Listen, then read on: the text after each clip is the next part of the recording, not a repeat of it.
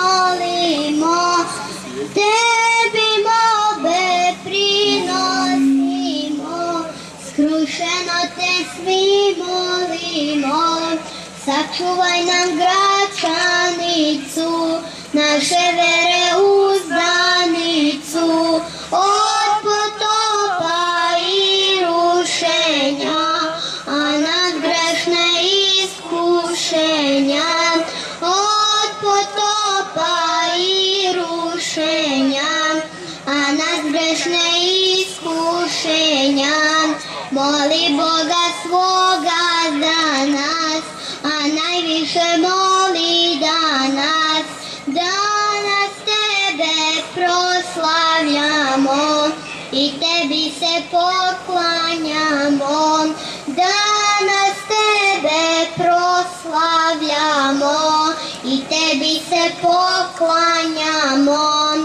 Sačuvaj nam Gračanicu, naše vere uzdanicu, od potopa i rušenja, a nas grešne iskušenja, od potopa i rušenja, a nas grešne iskušenja, sa nebeskim svim silama, ti pomozi svima nama, vražju silu ti pobedi, iz propasti nas izvedi, vražju silu ti pobedi, iz propasti nas izvedi. Nadam se, odlično, onog sekunda kada nam patrijarh potvrdi, mi ćemo da se zauzmemo i da sve uradimo i da sve promenimo što možemo.